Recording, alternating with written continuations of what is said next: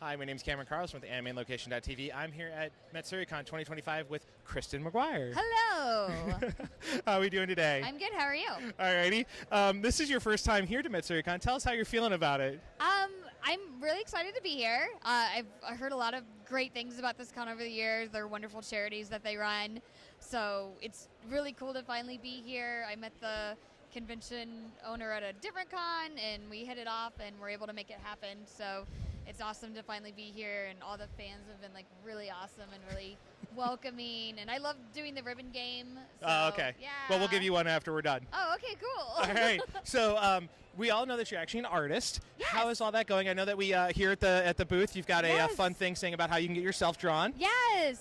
I describe it as it's like getting a character on the boardwalk, but you'll like it at the end. But yeah, this is all of my art here at the booth. Everything is drawn by me. Yeah. So I started an artist alley. That's my humble origin story. Yeah. We talked about it last time you were on camera. Yeah. So kind of going to some of your more current work, you're working on Monster Hunter Wilds, which your character is extremely popular. Yeah, how's it like Gemma. working on her? It's great. It's I've worked on a lot of projects over the years, but I consistently say, well, I don't consistently say, but I say that Gemma is one of the most fun projects I've worked on. She's just a really cool character.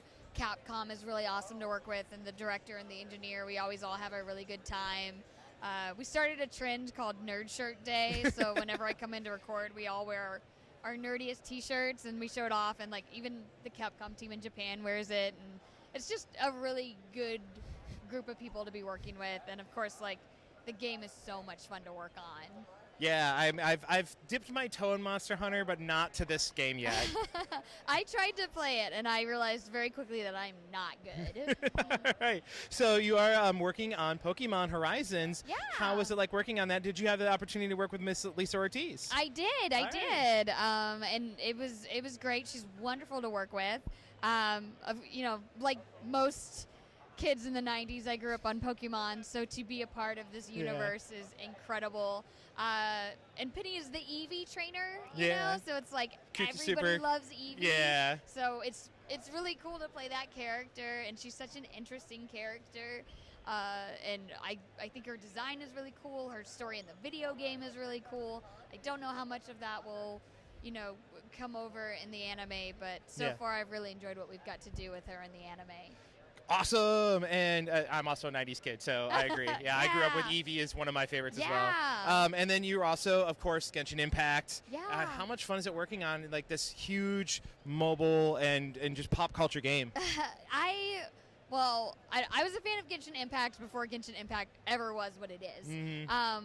Because I'm a big Breath of the Wild fan. So when Genshin Impact was first released and teased, I was like, oh my god, this is like Breath of the Wild but with waifus. And so I was like really excited, and so I was excited before the game became what it is now.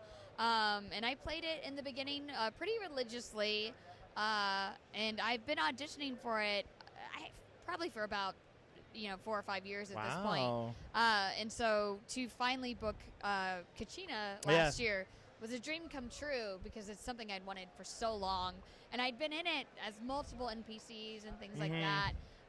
So to finally be a playable character, I was like, oh my gosh, I did it. But Kachina, her story is so sweet and endearing, and she's just so hardworking. She's such a great character, so I love getting to bring her to life.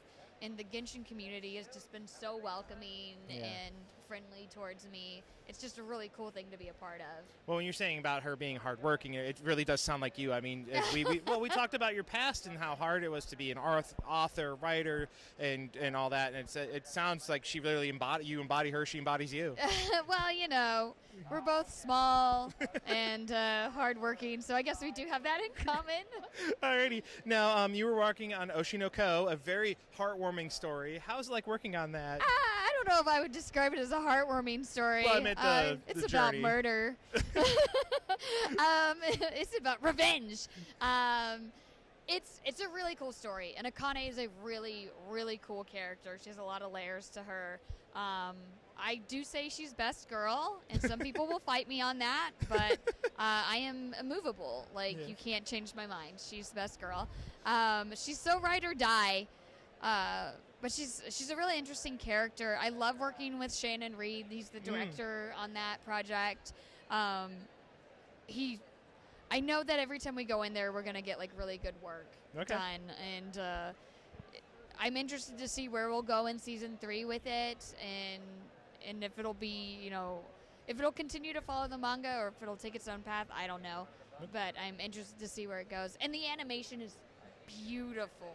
Like, absolutely gorgeous. Alrighty. And then one small thing is that since last time we spoke, is that time you got reincarnated as a slime has come back. And you're getting to play as your character. She's up there on the board behind there us. She is. Yeah. So what's it like coming back to her after so many, every season? It's fun. She is exhausting. I've seen a few clips. She's the only character I've ever had to take an energy drink into the booth for, because I'm like, I just don't have the energy to be Malim without a little extra kick today. She's just I call her the Chaos Gremlin. Yeah. She's so chaotic. I love her, though. Like, I love playing her. I'm excited for season 4 to come out next year and a movie. I have no idea what will happen in the movie. Everyone keeps asking me. I'm like, no, I don't know. But I hope she's in it. But yeah, she's great. She's so much fun, and it's always fun getting to play off of Brittany Karbowski. Well, one of my favorite humans ever. Yeah, she's so much fun. Yeah. All right, and a few small things. Yes. Where can we follow you online for all your wonderful art if we want to pick any of it up? Pretty much all of it is Chris Comics, KRISCOMICS, which is like Instagram, TikTok. If you want to see like speed paint videos or things like that, TikTok is a good place to go. Instagram. I'm not on X as much as I used to be, but I do still post there occasionally. And then that's it. I don't have anything to add to that. Okay. And then what would you like to say to all the wonderful fans that have been keeping up with you throughout all these wonderful years? Well, I guess thank you. Thank you for keeping up with me. And, I mean, some of you have been following me since the beginning, since I started drawing comic books and before I was ever a voice actor. And those people are always very near and dear to my heart because they knew me when I was, just an artist in Artist Alley, and whenever they come by, it's really heartwarming. So thanks to everyone that supports my art and, comes by to chat and things like that. I always have such a blast meeting people. No, I really always enjoy my time with you. Thank you so much for taking the time to talk to me today. Yeah.